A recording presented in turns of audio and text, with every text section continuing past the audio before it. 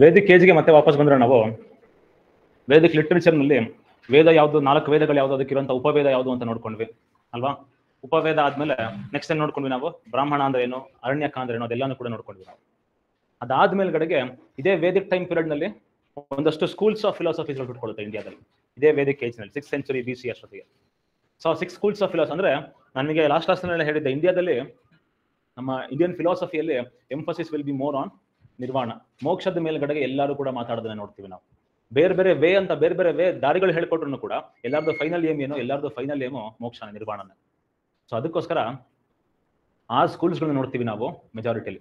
ಈ 6 ಸ್ಕೂಲ್ಸ್ ಇಂದ ಮತ್ತೆ ಇಲ್ಲ ಸುಮಾರು ಸ್ಕೂಲ್ಸ್ಗಳು ಹುಟ್ಕೊಳ್ಳೋದನ್ನ ನೋಡಬಹುದು ನಾವು ಈ 6 schools ಆಫ್ ಫಿಲಾಸಫಿ. ಒಂದದಲ್ಲಿ ಹೇಳ್ಬೇಕು ಅಂದ್ರೆ ಈ ಸುಮಾರು ವೇಸ್ಗಳೇನಿದೆ ಹಿಂದೂಯಿಸಂ ಅಲ್ಲಿ, ಆ ಸುಮಾರು ವೇಸ್ಗಳಿಗೆ ರೂಟ್ ಅಂತ ಹೇಳ್ಬೋದು ನಾವು ಈ 6 schools ಆಫ್ ಫಿಲಾಸಫೀಸ್. ಅದಕ್ಕೋಸ್ಕರ ಇದನ್ನ ಷಡ್ದರ್ಶನ ಅಂತ ಕರೀತಾರೆ. ಸೊ ಇಲ್ಲಿ ಈ ಷಡ್ದರ್ಶನದಲ್ಲಿ ಇಂಡಿಯನ್ ಫಿಲಾಸಫಿ ಅಂತ ಬಂದ್ರೆ we can generally recognise 2 schools. ಒಂದು ಆಸ್ತಿಕ, ಆಸ್ತಿಕ ಅಂದ್ರೆ ಬಿಲೀವರ್ಸ್, ನಾಸ್ತಿಕ ಅಂದ್ರೆ ನಾನ್ ಬಿಲೀವರ್ಸ್. ಯಾವ್ದ್ರಲ್ಲಿ ಬಿಲೀವ್ ಮಾಡೋದು? ದೇವರಲ್ಲಿ. ದೇವರನ್ನ ಕಾನ್ಸೆಪ್ಟ್ ನಂಬಿಕೆ ಇದ್ರೆ ಅವರು ಆಸ್ತಿಕ ಆಗ್ತಾರೆ, ಇಲ್ಲ ಅಂತ ಹೇಳಿದ್ರೆ ನಾಸ್ತಿಕ ಆಗ್ತಾರೆ. ಆಸ್ತಿಕದಲ್ಲಿ ಮತ್ತೆ 2 ಕ್ಲಾಸಿಫಿಕೇಶನ್ ಮಾಡ್ಕೋಬಹುದು ನಾವು, ವೇದಿಕ್ ಆರಿಜಿನ್ ಇರುವಂತದ್ದು ಅಥವಾ ವೇದಿಕ್ ಇಲ್ಲ ಅದರ್ ದನ್ ವೇದಿಕ್ ಆರಿಜಿನ್ ಇರುವಂತ ಸ್ಕೂಲ್ಸ್ ಗಳನ್ನ ನಾವು ನೋಡ್ತೀವಿ. So other than Vedic origin ಸ್ಕೂಲ್ಸ್ಗಳು ಮತ್ತೆ ಅದರ್ ದನ್ ವೇದಿಕ್ ಆರಿಜಿನ್ ಸ್ಕೂಲ್ಸ್ಗಳನ್ನ ನಾವು ನೋಡ್ಕೊಳ್ತಾ ಹೋಗೋಣ. ಈ 6 schools ಆಫ್ ಫಿಲಾಸಫೀಸ್ ಯಾವ್ದು ಅಂದ್ರೆ ಇಲ್ಲಿ ನೋಡ್ತೀವಿ, ಸಂಖ್ಯಾ, ಯೋಗ, ನ್ಯಾಯ, ವೈಶೇಷಿಕ, ಮೀಮಾಂಸಾ ಮತ್ತೆ ವೇದಾಂತ. ಈ ಮೀಮಾಂಸಾ ಮತ್ತೆ ವೇದಾಂತಕ್ಕೆ ಉತ್ತರ ಮೀಮಾಂಸಾ, ಪೂರ್ವ ಮೀಮಾಂಸಾ ಅಂತಾನು ಕೂಡ ಕರೀತಾರೆ. ಯಾವುದಕ್ಕೆ? ವೇದಾಂತಕ್ಕೆ ಪೂರ್ವ ಮೀಮಾಂಸಾ ಅಂತ ಕರೀತಾರೆ, ಇದಕ್ಕೆ ಉತ್ತರ ಮೀಮಾಂಸಾ ಅಂತಾನು ಕೂಡ ಕರೀತಾರೆ. ಸೊ ಈ 6 schools ಆಫ್ ಫಿಲಾಸಫೀಸ್ ಬಗ್ಗೆ ನಾವು ನೋಡ್ಕೊಳ್ತಾ ಹೋಗೋಣ, ಅದರ ಡೀಟೇಲ್ಸ್ ಏನು ಅಂತ ನಾವು ನೋಡ್ಕೊಳ್ತಾ ಹೋಗೋಣ.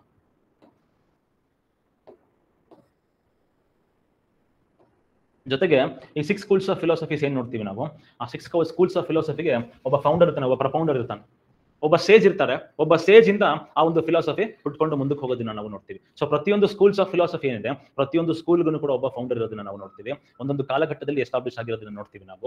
ಯಾವುದು? ಈ ಸ್ಕೂಲ್ಸ್ ಆಫ್ ಫಿಲಾಸಫಿ. ಅದರಲ್ಲಿ ಬಹಳ ಇಂಪಾರ್ಟೆಂಟ್ ಆಗಿರುವಂತದ್ದು ನ್ಯಾಯ. ನ್ಯಾಯ ಅಂತ ಹೇಳಿದ್ರೆ ಇದನ್ನ ನಾವು ಸ್ಕೂಲ್ ಆಫ್ ಲಾಜಿಕ್ ಅಂತಾನು ಕೂಡ ಕರಿತೀವಿ. ಇದನ್ನ ನಾವು ಸ್ಕೂಲ್ ಆಫ್ ಲಾಜಿಕ್ ಅಂತಾನು ಕೂಡ ಕರಿತೀವಿ.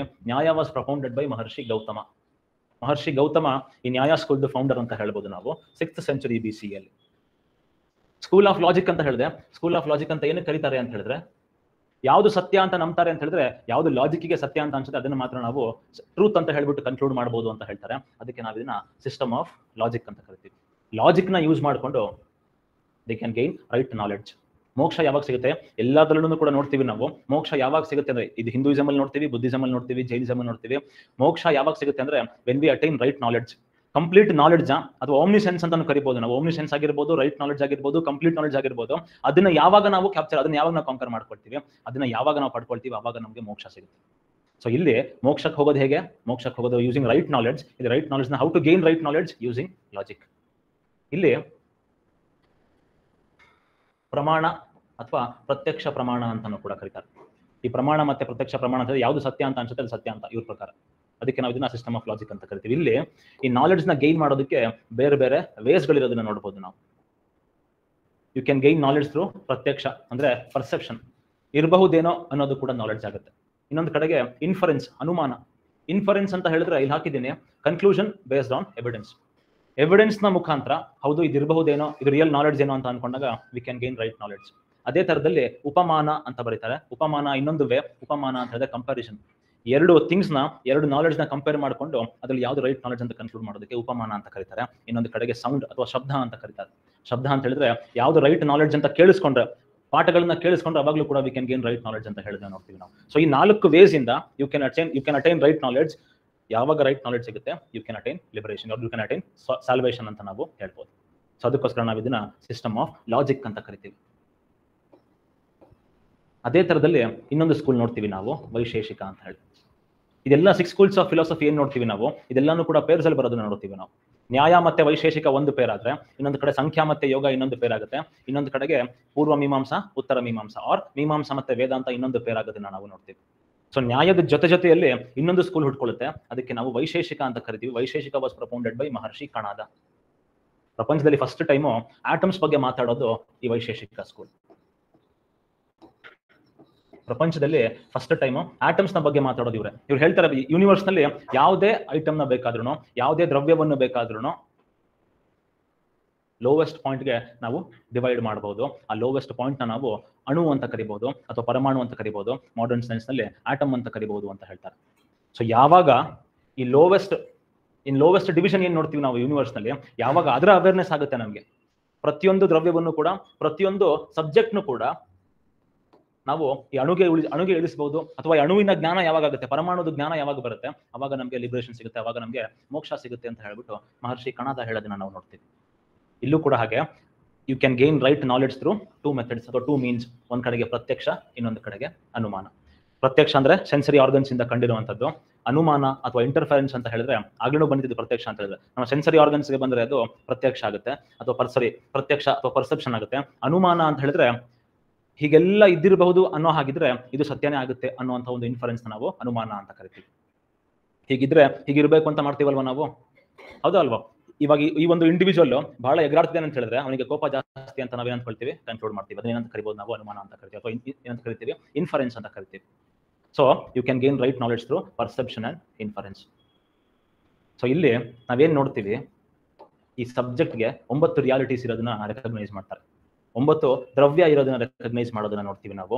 ಯಾವ್ದಾವ್ದು 9 ದ್ರವ್ಯ, ಬೇಸಿಕ್ ಎಲಿಮೆಂಟ್ಸ್ ಯಾವುದು, ಯೂನಿವರ್ಸ್ ಇಂದ ಬೇಸಿಕ್ ಎಲಿಮೆಂಟ್ಸ್ ಯಾವ್ದಾವ್ದು ಅಂತ ಇವರು ಡಿಸ್ಕ್ರೈಬ್ ಮಾಡ್ತಾ ಹೋಗ್ತಾರೆ.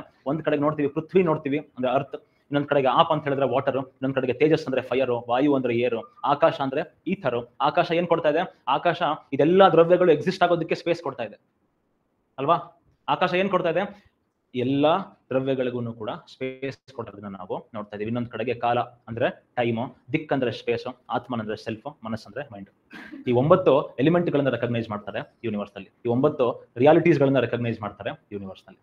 ಯಾವಾಗ ಇವುಗಳ ನಾಲೆಡ್ಜ್ ಸಿಗುತ್ತೆ ನಮಗೆ ಯೂಸಿಂಗ್ ಪರ್ಸೆಪ್ಷನ್ ಅಂಡ್ ಇನ್ಫರೆನ್ಸ್, ಅವಾಗ ಏನಾಗುತ್ತೆ, ಅವಾಗ ನಮಗೆ ಮೋಕ್ಷ ಸಿಗುತ್ತೆ, ಅವಾಗ ನಮಗೆ ಲಿಬರೇಷನ್ ಸಿಗುತ್ತೆ ಅಂತ ಯಾವ್ದು ಹೇಳುತ್ತೆ, ಯಾವ ಸ್ಕೂಲ್ ಇದು, ವೈಶೇಷಿಕ ಸ್ಕೂಲ್ ಹೇಳೋದನ್ನ ನಾವು ನೋಡ್ತೀವಿ. ಅದೇ ತರದಲ್ಲಿ ಸಂಖ್ಯಾ ಅಂತ ಇನ್ನೊಂದು ಸ್ಕೂಲ್ ಬರುತ್ತೆ. ಸಂಖ್ಯಾ ಅಂತ ಹೇಳಿದ್ರೆ ಇಲ್ಲಿ ನೋಡ್ತೀವಿ ನಾವು, ಸಂಖ್ಯಾ ಏನ್ ಹೇಳುತ್ತೆ, ಪ್ರಾಬಬ್ಲಿ ಓಲ್ಡೆಸ್ಟ್ ಸ್ಕೂಲ್ ಅಂತ ಹೇಳ್ಬೋದು ನಾವು. ಈ ಸಂಖ್ಯಾ ಏನ್ ಹೇಳುತ್ತೆ ಅಂತ ಹೇಳಿದ್ರೆ, ಯೂನಿವರ್ಸ್ ನಲ್ಲಿ 2 ನೋಡ್ತೀವಿ ನಾವು, ಯೂನಿವರ್ಸ್ ನಲ್ಲಿ 2 ರಿಯಾಲಿಟಿ ನೋಡ್ತೀವಿ ನಾವು. ಒಂದು ಪುರುಷ, ಇನ್ನೊಂದು ಪ್ರಕೃತಿ. ಪುರುಷನ ಮಾಡಿಫೈ ಮಾಡೋದಕ್ಕಾಗೋದಿಲ್ಲ, ಪುರುಷ ಇಸ್ ನಾಟ್ ಅ ಕ್ರಿಯೇಟರ್, ಆದ್ರೆ ಪುರುಷನನ್ನ ಯೂಸ್ ಮಾಡ್ಕೊಂಡು ಪ್ರಕೃತಿ ವಿಲ್ ಕ್ರಿಯೇಟ್ ಅಂತ ಹೇಳ್ತಾರೆ. ಯಾವಾಗ ಈ ಪುರುಷ ಮತ್ತೆ ಪ್ರಕೃತಿ ನಾಲೆಡ್ಜ್ ಸಿಗುತ್ತೆ ನಮಗೆ, ಅವಾಗ ವಿ ಕ್ಯಾನ್ ಅಟೈನ್ ಸಾಲ್ವೇಷನ್ ಅಂತ ಹೇಳ್ಬಿಟ್ಟು ಈ ಸಂಖ್ಯಾ ಸ್ಕೂಲ್ ಹೇಳೋದನ್ನ ನಾವು ನೋಡ್ತೀವಿ. ಸಂಖ್ಯಾ ಅಂದ್ರೆ ಹೆಸರೇ ಇದೆ, ಅಲ್ಲಿ ಎನ್ಯುಮರೇಷನ್ ಅಂತ ಆಗಿದೆ. ಸಂಖ್ಯಾ ಅಂತ ಹೇಳಿದ್ರೆ ಲಿಸ್ಟ್ ಮಾಡ್ತಾ ಹೋಗುವಂಥದ್ದು. ಸೊ ಇದು ಇದು ಇದು ಇದು ಇದು ಅಂತ ಫೈನಲ್ ಲಿಸ್ಟ್ ಮಾಡ್ತಾ ಫೈನಲ್ ಒಂದು ಕನ್ಕ್ಲೂಷನ್ಗೆ ರೀಚ್ ಆಗ್ತೀವಿ. ಆ ಕನ್ಕ್ಲೂಷನ್ಗೆ ರೀಚ್ ಆದಾಗ ಏನಾಗುತ್ತೆ, ನಮಗೆ ರಿಯಲೈಸೇಷನ್ ಆಗುತ್ತೆ. ಕನ್ಕ್ಲೂಷನ್ಗೆ ರೀಚ್ ಆದಾಗ ವಿ ಕ್ಯಾನ್ ಅಟೈನ್ ಸಾಲ್ವೇಷನ್ ಅಂತ ಹೇಳ್ತಾರೆ. ಇಲ್ಲಿ ಪುರುಷ ಮತ್ತೆ ಪ್ರಕೃತಿ ಕಾನ್ಸೆಪ್ಟ್ ಬರೋದನ್ನ ನಾವು ನೋಡ್ತೀವಿ.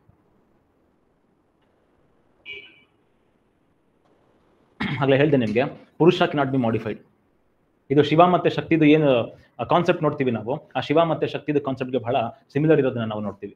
ಶಿವ ಅಂತ ಹೇಳಿದ್ರೆ ನಥಿಂಗ್ನೆಸ್ ನ ಶಿವ ಅಂತ ಕರಿತೀವಿ, ಕ್ರಿಯೇಷನ್ ನಾವು ಶಕ್ತಿ ಅಂತ ಕರಿತೀವಿ. ಅದೇ ತರದಲ್ಲಿ ನಥಿಂಗ್ನೆಸ್ ಇದ್ದಾಗ ಅದು ಪ್ರಕೃತಿ ಆಗುತ್ತೆ, ಸರಿ ಪುರುಷ ಆಗುತ್ತೆ. ಆ ಪುರುಷನಿಂದ ಯಾವಾಗ ಕ್ರಿಯೇಟ್ ಮಾಡ್ಕೊಳ್ಳುತ್ತೆ, ಯಾರು ಕ್ರಿಯೇಟ್ ಮಾಡ್ತಾರೆ ಅಂತ ಹೇಳಿದ್ರೆ ಪ್ರಕೃತಿ ಕ್ರಿಯೇಟ್ ಮಾಡೋದನ್ನ ನಾವು ನೋಡ್ತೀವಿ. ಸೊ ಯಾವಾಗ ನಮಗೆ ಈ ಒಂದು ನಾಲೆಡ್ಜ್ ಬರುತ್ತೆ, ಏನು ಪುರುಷ ಅಂತ ಇದೆ, ಪ್ರಕೃತಿ ಅಂತ ಇದೆ, ಆ ನಾಲೆಡ್ಜ್ ನ ಯಾವಾಗ ಫೀಲ್ ಮಾಡ್ತೀವಿ ನಾವು, ಅವಾಗ ನಮಗೆ ಮೋಕ್ಷ ಸಿಗುತ್ತೆ ಅಂತ ಹೇಳ್ತಾರೆ. ಸೊ ಪ್ರಕೃತಿಗೆ 3 ಗುಣಗಳಿದೆ ಅಂತ ಹೇಳ್ತಾರೆ. 3 ಗುಣ ಯಾವುದು, ಸತ್ವ, ಇನ್ನೊಂದು ರಜಸ್, ಇನ್ನೊಂದು ತಮಸ್. ಸತ್ವ ಅಂತ ಹೇಳಿದ್ರೆ ಕಂಟೆಂಟ್ ಅಷ್ಟೇ, ರಜಸ್ ಅಂತ ಹೇಳಿದ್ರೆ ಪಾಸಿಟಿವ್, ತಮಸ್ ಅಂತ ಹೇಳಿದ್ರೆ ನೆಗೆಟಿವ್. ಸೊ ಪ್ರಪಂಚದಲ್ಲಿ ಏನೆಲ್ಲಾ ಕ್ರಿಯೇಷನ್ ನೋಡ್ತೀವಿ ನಾವು, ಅದು ಈ 3 ಬೇಸಿಕ್ ಇಂಗ್ರೀಡಿಯೆಂಟ್ಸ್ ಏನಿದೆ, ಈ 3 ಬೇಸಿಕ್ ಗುಣ ಇದೆ, ಅದರ ವೇರಿಯಸ್ ಕಾಂಬಿನೇಷನ್ಸ್ ಅಷ್ಟೇ. ಸತ್ವಕ್ಕೆ ರಜಸ್ ಸೇರ್ಕೊಳ್ಳುತ್ತೆ, ಸತ್ವಕ್ಕೆ ತಮಸ್ ಸೇರ್ಕೊಳ್ಳುತ್ತೆ. ಈ 3 ಬೇಸಿಕ್ ಇಂಗ್ರೀಡಿಯೆಂಟ್ ಇಂದಾನೆ ಇಡೀ ಪ್ರಕೃತಿ, ಇಡೀ ಕ್ರಿಯೇಟ್ ಮಾಡಿದ ಯೂನಿವರ್ಸ್ ಅಂತ ಹೇಳೋದನ್ನ ನಾವು ನೋಡ್ತೀವಿ. ಯಾವ ಸ್ಕೂಲ್ನ ಕೆಳಗಡೆಗೆ, ಸಂಖ್ಯಾ ಸ್ಕೂಲ್ನ ಕೆಳಗಡೆಗೆ. ಇಲ್ಲಿ ಸ್ಪಿರಿಚುವಲಿಸಮ್ ಮತ್ತೆ ಮೆಟೀರಿಯಲಿಸಮ್ ನ 2 ಆಸ್ಪೆಕ್ಟ್ ಕೂಡ ಕವರ್ ಮಾಡ್ಕೊಳ್ಳೋದನ್ನ ನಾವು ನೋಡ್ತೀವಿ. ಸ್ಪಿರಿಚುವಲಿಸಮ್ ಯಾವುದು, ಪುರುಷ, ಮೆಟೀರಿಯಲಿಸಮ್ ಯಾವುದು, ಪ್ರಕೃತಿ. ಅದಕ್ಕೇನೆ ಇದನ್ನ ಡ್ಯುವಲಿಸ್ಟಿಕ್ ಫಿಲಾಸಫಿ ಅಂತಾನು ಕೂಡ ಕರೀತಾರೆ. ಅಂದ್ರೆ ಬರೀ ಮೆಟೀರಿಯಲಿಸಮ್ ಮೇಲ್ಗಡೆಗೆ ಫೋಕಸ್ ಮಾಡ್ತಾ ಇಲ್ಲ ಬರೀ ಸ್ಪಿರಿಚುವಲಿಸಮ್ ಮೇಲ್ಗಡೆಗೆ ಫೋಕಸ್ ಮಾಡ್ತಾ ಇಲ್ಲ, ಇದು 2 ಮೇಲ್ಗಡೆ ಕೂಡ ಈಕ್ವಲ್ ಎಂಫೋಸಿಸ್ ಕೊಡ್ತಾ ಇದೆ. ಅದಕ್ಕೋಸ್ಕರ ಇದನ್ನ ಡ್ಯುವಲಿಸ್ಟಿಕ್ ಫಿಲಾಸಫಿ ಅಂತ ಕರೀತಾರೆ. ಸೊ ಈ ಸಂಖ್ಯಾ ಸ್ಕೂಲ್ ಏನಿದೆ, ಈ ಸಂಖ್ಯಾ ಸ್ಕೂಲಿಂದ ಇನ್ನೊಂದು ಸ್ಕೂಲ್ ಹುಟ್ಕೊಡುತ್ತೆ, ಅದನ್ನ ನಾವು ಯೋಗ ಅಂತ ಕರಿತೀವಿ. ಯೋಗ ಅಂತ ಹೇಳಿದ್ರೆ ಸಿಂಪಲ್ ಇಂಗ್ಲಿಷ್ ನಲ್ಲಿ ಯೂನಿಯನ್ ಅಂತ ಹೇಳಿ. ಯೋಗ ಏನ್ ಹೇಳುತ್ತೆ ಅಂತ ಹೇಳಿದ್ರೆ, ಅಷ್ಟಾಂಗ ಮಾರ್ಗ ಫಾಲೋ ಮಾಡೋದ್ರಿಂದ ವಿ ಕ್ಯಾನ್ ಅಚೀವ್ ಸಾಲ್ವೇಷನ್ ಅಂತ ಹೇಳ್ತಾರೆ. ಅಷ್ಟಾಂಗ ಮಾರ್ಗ ಅವ್ರ ಅಷ್ಟಾಂಗ ಯೋಗನ ಫಾಲೋ ಮಾಡೋದ್ರಿಂದ we can be at yoga ಅಂತ ಹೇಳ್ತಾರೆ. ಅಂದ್ರೆ ಯೂನಿಯನ್ ಅಂತ ಹೇಳಿದ್ರೆ ಮೈಂಡ್ ಆಗಿರ್ಬೋದು, ಬಾಡಿ ಆಗಿರ್ಬೋದು, ಯೂನಿವರ್ಸ್ ಆಗಿರ್ಬೋದು, ಎಲ್ಲಾನು ಕೂಡ ಒಂದು ಕಡೆ ಸೇರ್ಕೊಂಡಾಗ ಅದನ್ನ ನಾವು ಯೂನಿಯನ್ ಅಂತ ಕರಿತೀವಿ. ಸೊ ಯಾವಾಗ ಯೂನಿಯನ್ ಆಗುತ್ತೆ then you are set to be at yoga. So ಯೋಗನ ಯಾವ ತರ ಪಡಿಬಹುದು ನಾವು? How can we reach yoga? How can we reach yoga ಅಂದ್ರೆ ಬೈ ಫಾಲೋಯಿಂಗ್ ಅಷ್ಟಾಂಗ ಯೋಗ. ಅಷ್ಟಾಂಗ ಯೋಗದಲ್ಲಿ 8 ಯೋಗಗಳನ್ನ ನಾವು ನೋಡ್ತೀವಿ. ಒಂದು ಯಮ ಅಂದ್ರೆ ಸೆಲ್ಫ್ ಕಂಟ್ರೋಲ್, ನಿಯಮ ರೂಲ್ಸ್ ನ ಫಾಲೋ ಮಾಡುವಂಥದ್ದು. ಆಸನ, ಯೋಗಾಸನ ಮಾಡ್ತೀವಲ್ವ ನಾವು, ಆ ಯೋಗಾಸನ. ಇನ್ನೊಂದು ಕಡೆಗೆ ಪ್ರಾಣಾಯಾಮ, ಅದು ಕೂಡ ನಾವು ಬ್ರೀದಿಂಗ್ ಎಕ್ಸರ್ಸೈಸ್ ಮಾಡ್ತೀವಿ, ಬ್ರೆತ್ ಕಂಟ್ರೋಲ್. ಇನ್ನೊಂದು ಕಡೆಗೆ ಪ್ರತ್ಯಾಹಾರ, ಚೂಸಿಂಗ್ ಏನ್ ಆಬ್ಜೆಕ್ಟ್ ಅಂದ್ರೆ ಒಂದು ಆಬ್ಜೆಕ್ಟ್ ನ ಚೂಸ್ ಮಾಡ್ಕೊಳ್ಳೋದು, ಆ ಆಬ್ಜೆಕ್ಟ್ ನ ಮೇಲ್ಗಡೆಗೆ ಮೈಂಡ್ ನ ಫಿಕ್ಸ್ ಮಾಡ್ಕೊಳ್ಳುವಂಥದ್ದು, ಧ್ಯಾನ ಮಾಡುವಂತ ಸ್ಟೇಜ್ ಹೇಳ್ಕೊಡ್ತಾ ಇದ್ದಾರೆ ಅವರು. ಧ್ಯಾನ ಮಾಡ್ಕೊಳ್ಳೋದು ಫಸ್ಟ್ ನೀವು ಮೆಡಿಟೇಟ್ ಆಗಬೇಕು ಅಂದ್ರೆ ಫಸ್ಟ್ ನಿಮಗೆ ಸಾಲ್ವೇಷನ್ ಸಿಗಬೇಕು ಅಂತ ಹೇಳಿದ್ರೆ ಒಂದು ಸೆಲ್ಫ್ ಕಂಟ್ರೋಲ್ ಇರಬೇಕು ಮನುಷ್ಯನಿಗೆ. ಸೆಲ್ಫ್ ಕಂಟ್ರೋಲ್ ಇದ್ದಾಗ ಯಾವಾಗ ಸೆಲ್ಫ್ ಕಂಟ್ರೋಲ್ ಬರುತ್ತೆ? When we observe some rules. ನಮಗೆ ನಾವು ರೂಲ್ಸ್ ಹಾಕೊಳ್ತೀವಿ, ನಮಗೆ ನಾವು ರೂಲ್ಸ್ ಹಾಕೊಂಡಾಗ ಏನಾಗುತ್ತೆ? We can observe self control. ಅದ್ರ ಜೊತೆಗೆ ಫಿಕ್ಸ್ಡ್ ಪೋಸ್ಚರ್, ಯೋಗಾಸನ ಮಾಡೋದ್ರಿಂದ, ಬ್ರೀದಿಂಗ್ ಎಕ್ಸರ್ಸೈಸ್ ಮಾಡೋದ್ರಿಂದ, ಅದ್ರ ಜೊತೆಗೆ ಧ್ಯಾನ ಯಾವಾಗ ರೀಚ್ ಆಗ್ತೀವಿ ನಾವು, ಸಮಾಧಿಗೆ ಯಾವಾಗ ರೀಚ್ ಆಗ್ತೀವಿ ಅಂತ ಹೇಳಿದ್ರೆ, ಪ್ರತ್ಯಾಹಾರ ಅಂತ ಹೇಳಿದ್ರೆ ಒಂದು ಆಬ್ಜೆಕ್ಟ್ ನ ಚೂಸ್ ಮಾಡ್ಕೊಳ್ಳೋದು, ಧಾರಣ ಅಂತ ಹೇಳಿದ್ರೆ ಅದ್ರ ಮೇಲ್ಗಡೆಗೆ ಫೋಕಸ್ ಮಾಡುವಂಥದ್ದು, ಇನ್ನೊಂದು ಕಡೆಗೆ ಧ್ಯಾನ ಅಂತ ಬರುತ್ತೆ, ಕಾನ್ಸಂಟ್ರೇಟ್, ಆ ಆಬ್ಜೆಕ್ಟ್ ಮತ್ತೆ ನೀವು ಒಂದಾಗುವಂಥದ್ದು, ಅದಕ್ಕೆ ಏನಂತ ಕರೀತಾರೆ? ಸಮಾಧಿ ಅಂತ ಕರೀತಾರೆ. ಈ ಒಂದಾಗುವಂತ ಪ್ರೋಸೆಸ್ ನ ಯೋಗ ಅಂತ ಕರೀತಾರೆ. ಒಂದಾದಾಗ you are set to be at yoga ಅಂತ ಹೇಳ್ತಾರೆ. ಸೊ ಯಾವಾಗ ಈ ತರ ಒಂದಾಗ್ತೀರಾ ಅವಾಗ ಮೋಕ್ಷ ಸಿಗುತ್ತೆ ಅಂತ ಹೇಳ್ಬಿಟ್ಟು ಯೋಗ ಸ್ಕೂಲ್ ಹೇಳೋದನ್ನ ನಾವು ನೋಡ್ತೀವಿ. ಸೊ ಇಲ್ಲಿ ಯೋಗ ಬಾಕಿ ಎಲ್ಲಾ ಸ್ಕೂಲ್ಸ್ ಅಲ್ಲೂ ಕೂಡ ಗಾಡ್ ಅಂತ ಹೇಳಿದ್ರೆ ಕ್ರಿಯೇಟರ್ ಅನ್ನೋ ಒಂದು ಕಾನ್ಸೆಪ್ಟ್ ನೋಡ್ತೀವಿ ನಾವು. ಎಲ್ಲಾ ಫಿಲಾಸಫಿಯಲ್ಲೂ ಕೂಡ ಜನರಲಿ ಯೋಗ ಗಾಡ್ ಅಂತ ಬಂದ್ರೆ ಅದನ್ನ ನಾವು ಕ್ರಿಯೇಟರ್ ಅಂತಾನೆ ಸಾಮಾನ್ಯ ಕನ್ಸಿಡರ್ ಮಾಡ್ತೀವಿ. ಇಲ್ಲಿ ಯೋಗ ಸ್ಕೂಲ್ ಆಫ್ ಫಿಲಾಸಫಿಯಲ್ಲಿ God is not a creator but is a teacher. ಎಲ್ಲೋಯ್ತದ? God is a teacher, God is a master ಅಂತ ಹೇಳೋದನ್ನ ನಾವು ನೋಡ್ತೀವಿ. ಅದಕ್ಕೋಸ್ಕರನೇ ಶಿವನ್ಗೆ ಆದಿಯೋಗಿ ಅಂತಾನು ಕೂಡ ಇವರು ಯೋಗ ಸ್ಕೂಲ್ನವ್ರು ಕರ್ಕೊಳ್ಳೋದನ್ನ ನಾವು ನೋಡ್ತೀವಿ. ಏನಕ್ಕೆ? ಯೋಗ ಫಸ್ಟ್ ಹುಟ್ಟಿದ್ದು ಶಿವನಿಂದ ಅಂತ ಹೇಳ್ತಾರೆ. ಅದೇ ತರದಲ್ಲಿ ಮೀಮಾಂಸಾ ಸ್ಕೂಲ್ ನೋಡ್ತೀವಿ ನಾವು. ಮೀಮಾಂಸೆಗೆ ಪೂರ್ವ ಮೀಮಾಂಸಾ ಅಂತಾನು ಕೂಡ ಕರೀತಾರೆ. ಈ ಪೂರ್ವ ಮೀಮಾಂಸಾ ಯಾರು ಎಸ್ಟಾಬ್ಲಿಷ್ ಮಾಡಿದ್ದು? ಇಟ್ ವಾಸ್ ಫೌಂಡೆಡ್ ಬೈ ಮಹರ್ಷಿ ಜೈಮಿನಿ. ಈ ಪೂರ್ವ ಮೀಮಾಂಸಾ, ಈ ಮೀಮಾಂಸಾ ಮತ್ತೆ ವೇದಾಂತ ಏನಿದೆ ಇದೆರಡೂ ಕೂಡ both of these believe in the Vedas. Veda ಇಲ್ಲ ಅಂತ ಹೇಳಿದ್ರೆ ಈ ಎರಡು ಸ್ಕೂಲ್ಗಳ ಎಕ್ಸಿಸ್ಟೆನ್ಸ್ ಇಲ್ಲ ಅಂತ ಹೇಳ್ಬೋದು ನಾವು. ಅದು ನ್ಯಾಯ ಆಗಿರ್ಬೋದು, ಸಂಖ್ಯೆ ಆಗಿರ್ಬೋದು, ಯೋಗ ಆಗಿರ್ಬೋದು, ಇನ್ನೊಂದು ಯಾವುದು ವೈಶೇಷಿಕ ಆಗಿರ್ಬೋದು. ವೇದ ಇಲ್ಲ ಅಂತ ಹೇಳಿದ್ರು ದೇ ಕ್ಯಾನ್ ಎಕ್ಸಿಸ್ಟ್ ಇಂಡಿಪೆಂಡೆಂಟ್ಲಿ. ಆದ್ರೆ ಮೀಮಾಂಸಾ ಮತ್ತೆ ವೇದಾಂತ ಏನಿದೆ this cannot exist independently of Vedas. Mimamsa ಏನ್ ಹೇಳುತ್ತೆ? ಮೀಮಾಂಸಾಗೆ ಮತ್ತೆ ವೇದಾಂತಕ್ಕೆ ಇರುವಂತ ಸಿಂಪಲ್ ಡಿಫರೆನ್ಸ್ ಏನು ಅಂತ ಹೇಳಿದ್ರೆ, ಮೀಮಾಂಸಾ ಏನ್ ಮಾಡುತ್ತೆ? ವೇದಗಳನ್ನ ತುಂಬಾ ಆರ್ಥೋಡಾಕ್ಸ್ ವೇಲಿ ಇಂಟರ್ಪ್ರೆಟ್ ಮಾಡುತ್ತೆ. ಮೀಮಾಂಸಾ ಏನ್ ಹೇಳುತ್ತೆ? ಈ ಕಾಸ್ಮಿಕ್ ರಿಯಾಲಿಟಿ ಹೀಗೆ ಮೇಂಟೈನ್ ಮಾಡಬೇಕು ಅಂತ ಹೇಳಿದ್ರೆ, ಯೂನಿವರ್ಸ್ ನಲ್ಲಿ ಸ್ಟೆಬಿಲಿಟಿ ಮೇಂಟೈನ್ ಮಾಡಬೇಕು ಅಂದ್ರೆ ನಾವು ವೇದಗಳನ್ನ ಪ್ರಾಕ್ಟೀಸ್ ಮಾಡಬೇಕು, ವೇದಗಳಲ್ಲಿ ಮೆನ್ಷನ್ಸ್ ಮಾಡಿರುವಂತಹ ಸ್ಯಾಕ್ರಿಫೈಸಸ್ ಗಳನ್ನ ಪರ್ಫಾರ್ಮ್ ಮಾಡಬೇಕು. Only then we can maintain order in cosmos, only then we can maintain order in universe. ಇಲ್ಲ ಅಂತ ಹೇಳಿದ್ರೆ ಇಲ್ಲ. ಯಾವಾಗ ನಾವು ವೇದಗಳನ್ನ ಅಭ್ಯಾಸ ಮಾಡ್ಕೊಳ್ತೀವಿ, ಯಾವಾಗ ನಾವು ವೇದಿಕ್ ಸ್ಯಾಕ್ರಿಫೈಸಸ್ ಗಳನ್ನ ಮಾಡ್ತೀವಿ, only then we can achieve nirvana, only then we can achieve moksha ಅಂತ ಹೇಳ್ಬಿಟ್ಟು ಈ ಮೀಮಾಂಸಾ ಸ್ಕೂಲ್ ಹೇಳೋದನ್ನ ನಾವು ನೋಡ್ತೀವಿ. ಆದ್ರೆ ನೆಕ್ಸ್ಟ್ ವೇದಾಂತ ಅಂತ ಬರುತ್ತೆ. ವೇದಾಂತ ಹೆಸರಲ್ಲೇ ಇದೆ, ವೇದ ಪ್ಲಸ್ ಅಂತ, ವೇದಗಳದ್ದು ಎಂಡ್ ಅಂತ ಹೇಳ್ಬಿಟ್ಟು ಇನ್ನೊಂದು ಸ್ಕೂಲ್ನ ಸ್ಟಾರ್ಟ್ ಮಾಡ್ಕೊಳ್ತಾರೆ. ಇದಕ್ಕೆ ಉತ್ತರ ಮೀಮಾಂಸಾ ಅಂತಾನು ಕೂಡ ಕರೀತಾರೆ. ಈ ಉತ್ತರ ಮೀಮಾಂಸಾ ವಾಸ್ ಫೌಂಡೆಡ್ ಬೈ ಮಹರ್ಷಿ ಭದ್ರಾಯನ. ಇಲ್ಲಿ ವೇದಗಳನ್ನ ಬಹಳ ಲಿಬರಲ್ ಆಗಿ ಇಂಟರ್ಪ್ರೆಟ್ ಮಾಡೋದನ್ನ ನಾವು ನೋಡ್ತೀವಿ. ಇಲ್ಲೂ ಕೂಡ ವೇದಿಕ್ ನಾಲೆಜ್ ನ ಮೇಲ್ಗಡೆ ಇಂಫೋಸಿಸ್ ಇರುವಂತದ್ದು. ಆದ್ರೆ ಅಲ್ಲಿ ವೇದಿಕ್ ರಿಚುವಲ್ಸ್ ಗಳನ್ನ, ವೇದಿಕ್ ಸ್ಯಾಕ್ರಿಫೈಸಸ್ ಗಳನ್ನ ಏನು ಬ್ರಾಹ್ಮಣಸ್ ಅಂತ ನೋಡಿದ್ವಿ, ಆದ್ರೆ ಆರ್ಥೋಡಾಕ್ಸ್ ವೇಲಿ ನೋಡಿದ್ರೆ ಮೀಮಾಂಸದಲ್ಲಿ, ವೇದಾಂತದಲ್ಲಿ ಯಾವ ಪಾಯಿಂಟ್ ಆಫ್ ವ್ಯೂ ನೋಡ್ತಾರೆ? ಉಪನಿಷತ್ ತರ ತುಂಬಾ ಲಿಬರಲ್ ಆಗಿ. ಉಪನಿಷತ್ ಏನು ಫಿಲಾಸಫಿಕಲ್ ಮತ್ತೆ ಮಿಸ್ಟಿಸಿಸಮ್ ಅಂತ ಹೇಳಿದ್ದೀನಿ ನಾನು ನಿಮ್ಗೆ. ಆ ಮಿಸ್ಟಿಸಿಸಮ್ ನ ಮೇಲ್ಗಡೆಗೆ ವೇದಗಳನ್ನ ಇಂಟರ್ಪ್ರೆಟ್ ಮಾಡ್ತಾರೆ. ಅವಾಗ ಏನಾಗುತ್ತೆ? ಹೊಸ ಒಂದು ಸ್ಕೂಲ್ ಹುಟ್ಕೊಳ್ಳುತ್ತೆ. ಅದನ್ನ ನಾವು ವೇದಾಂತ ಅಂತ ಕರಿತೀವಿ. ಈ ವೇದಾಂತದಲ್ಲಿ ಮತ್ತೆ ಸುಮಾರು ಸ್ಕೂಲ್ಸ್ಗಳು ಬರುತ್ತೆ. ದ್ವೈತ ಅಂತ ಬರುತ್ತೆ, ಅದ್ವೈತ ಅಂತ ಬರುತ್ತೆ, ವಿಶಿಷ್ಟಾದ್ವೈತ ಅಂತ ಬರುತ್ತೆ, ದ್ವೈತಾದ್ವೈತ ಅಂತ ಬರುತ್ತೆ, ಅಚಿಂತ್ಯ ಭೇದ ಅಂತ ಬರುತ್ತೆ. ಸುಮಾರು ಸ್ಕೂಲ್ಸ್ಗಳು ಬರುತ್ತೆ. ಆ ಸುಮಾರು ಸ್ಕೂಲ್ಸ್ಗಳನ್ನ ಒಬ್ಬೊಬ್ಬ ಫೌಂಡರ್ ಅದನ್ನ ಎಸ್ಟಾಬ್ಲಿಷ್ ಮಾಡಿರೋದನ್ನ ನೋಡ್ತೀವಿ ನಾವು. ಅದ್ವೈತ ಶಂಕರಾಚಾರ್ಯ ಮಾಡ್ತಾರೆ, ದ್ವೈತ ಮಧ್ವಾಚಾರ್ಯ ಮಾಡ್ತಾರೆ, ವಿಶಿಷ್ಟಾದ್ವೈತ ರಾಮಾನುಜಾಚಾರ್ಯ ಮಾಡ್ತಾರೆ, ಶಕ್ತಿ ವಿಶಿಷ್ಟಾದ್ವೈತ ಬಸವಣ್ಣ ಮಾಡ್ತಾರೆ, ಅಚಿಂತ್ಯ ಭೇದ ಚೈತನ್ಯ ಮಹಾಪ್ರಭು ಮಾಡ್ತಾರೆ ಅಲ್ವಾ. ಈ ತರ ಸುಮಾರು ಬರುತ್ತೆ. ಅದನ್ನ ನಾವು ಭಕ್ತಿ ಮೂವ್ಮೆಂಟ್ ನೋಡ್ಕೊಳ್ಳೋಣ. ಏನಕ್ಕೆ ಅಂದ್ರೆ ಈ ವೇದಾಂತದ್ದು ಫರ್ದರ್ ಡೆವಲಪ್ಮೆಂಟ್ ಆಗಿದ್ದು ಪೋಸ್ಟ್ 7th ಸೆಂಚುರಿ ಸಿ ಏನಿದೆ, ಆ 7th ಸೆಂಚುರಿ ಸಿ ಇಂದ ಆ ಕಡೆಗೆ ವೇದಾಂತದ ಜಾಸ್ತಿ ಡೆವಲಪ್ ಆಯಿತು. ಸೊ ಆ ಫಿಲಾಸಫೀಸ್ ಗಳನ್ನ ನಾವು ಭಕ್ತಿ ಮೂವ್ಮೆಂಟ್ ಬಂದಾಗ ನೋಡ್ಕೊಳ್ಳೋಣ. ಸೊ ಯಾವಾಗ ವೇದಾಂತ ಬರುತ್ತೆ, ವೇದಾಂತ ಬಂದಾಗ ವೇದಿಕ್ ಏಜ್ ಎಂಡ್ ಆಗೋದನ್ನ ನಾವು ನೋಡ್ತೀವಿ. ಸೊ ಇದನ್ನ ನಾವು 6 ಸ್ಕೂಲ್ಸ್ ಆಫ್ ಫಿಲಾಸಫೀಸ್ ಅಂತ ಕರಿತೀವಿ. ಇನ್ನೊಂದ್ಸರಿ ಹೇಳ್ಬೇಕು ಅಂತ ಹೇಳಿದ್ರೆ, ಫಸ್ಟ್ ನೋಡಿದ್ವಿ ನಾವು ನ್ಯಾಯ ಅಂತ ಹೇಳಿದ್ರೆ ಸ್ಕೂಲ್ ಆಫ್ ಲಾಜಿಕ್ ಅಂತ ಹೇಳಿದೆ. ನ್ಯಾಯ ಸ್ಕೂಲ್ ಆಫ್ ಲಾಜಿಕ್ ಏನು? ನ್ಯಾಯದಲ್ಲಿ ಏನ್ ಹೇಳ್ತಾನೆ ಅವನು? We can gain right knowledge, by gaining right knowledge we can achieve salvation ಅಂತ ಹೇಳ್ತಾರೆ. By gaining right, how to gain right knowledge? Using perception, inference, ಇನ್ನೊಂದು ಕಡೆಗೆ ಯಾವ್ದು 4? ಪರ್ಸೆಪ್ಷನ್, ಇನ್ಫರೆನ್ಸ್, ಕಂಪಾರಿಸನ್ ಮತ್ತೆ ಸೌಂಡ್. ಈ 4 ಯೂಸ್ ಮಾಡ್ಕೊಂಡು we can gain right knowledge, only then we can achieve salvation ಅಂತ ನ್ಯಾಯ ಹೇಳುತ್ತೆ. ನ್ಯಾಯ ಆದ್ಮೇಲೆ ಬರೋದು ವೈಶೇಷಿಕ. ಏನ್ ಹೇಳುತ್ತೆ? ವೈಶೇಷಿಕ ರಿಯಲ್ ನಾಲೆಡ್ಜ್ ಅಂದ್ರೆ ಯಾವುದು? ರಿಯಲ್ ನಾಲೆಡ್ಜ್ ಅಂತ ಹೇಳಿದ್ರೆ ಸಬ್ಜೆಕ್ಟ್ ಅಥವಾ ದ್ರವ್ಯ ಅಂತ ಕರೀತಾರೆ. ಅದು can be divided into atom ಅಂತ ಹೇಳ್ತಾರೆ. That can be divided into ಪರಮಾಣು. ಯಾವಾಗ ಈ ಪರಮಾಣುದ ನಾಲೆಡ್ಜ್ ನಮಗೆ ಸಿಗುತ್ತೆ, only then we can achieve salvation ಅಂತ ವೈಶೇಷಿಕ ಹೇಳುತ್ತೆ. ಅದ್ರ ಜೊತೆಗೆ he also recognise 8 attributes of ದ್ರವ್ಯ. 9 ದ್ರವ್ಯಗಳನ್ನು ಕೂಡ ರೆಕಗ್ನೈಸ್ ಮಾಡೋದನ್ನ ನಾವು ನೋಡ್ತೀವಿ ಯಾವ್ದ್ರಲ್ಲಿ? ವೈಶಾಸಿಕ ಸ್ಕೂಲ್ನ ಕೆಳಗಡೆಗೆ. ಅದೇ ಥರದಲ್ಲಿ ನೆಕ್ಸ್ಟ್ ನೋಡೋದು ನಾವು ಸಂಖ್ಯಾ ಅಂದ್ರೆ ಎನ್ಯುಮರೇಷನ್, ಒಂದಾದ್ಮೇಲೆ ಲಿಸ್ಟ್ ಮಾಡ್ಕೊಳ್ತಾ ಹೋಗುವಂಥದ್ದು. ಇವ್ರೇನ್ ಹೇಳ್ತಾರೆ ಅಂತ ಹೇಳಿದ್ರೆ ಕ್ರಿಯೇಷನ್ ಇಸ್ ಬಿಕಾಸ್ ಆಫ್ ಪುರುಷ ಅಂಡ್ ಪ್ರಕೃತಿ. ಪುರುಷ ಇದ್ದಾನೆ, ಪುರುಷ ಕೆನಾಟ್ ಬಿ ಚೇಂಜ್, ಅವನನ್ನ ಚೇಂಜ್ ಮಾಡೋದಕ್ಕೆ ಆಗೋದಿಲ್ಲ. ಆದ್ರೆ ಪ್ರಕೃತಿ ಏನ್ ಮಾಡುತ್ತೆ? ಪ್ರಕೃತಿ ಆ ಚೇಂಜ್ ನ ಇಂಡ್ಯೂಸ್ ಮಾಡುತ್ತೆ. ಪ್ರಕೃತಿ ಪುರುಷನನ್ನ ಯೂಸ್ ಮಾಡ್ಕೊಂಡು ಶಿ ಕ್ಯಾನ್ ಕ್ರಿಯೇಟ್ ಅಂತ ಹೇಳ್ತಾರೆ. ಸೊ ಯಾವಾಗ ನಮಗೆ ಪುರುಷ ಮತ್ತೆ ಪ್ರಕೃತಿದು ಅವೇರ್ನೆಸ್ ಆಗುತ್ತೆ, only then we can achieve salvation ಅಂತ ಯಾವ್ದು ಹೇಳುತ್ತೆ? ಸಂಖ್ಯಾ ಸ್ಕೂಲ್ ಹೇಳೋದನ್ನ ನೋಡ್ತೀವಿ. ಯೋಗ ಆಬ್ವಿಯಸ್ ಆಗಿ ಗೊತ್ತಿದೆ.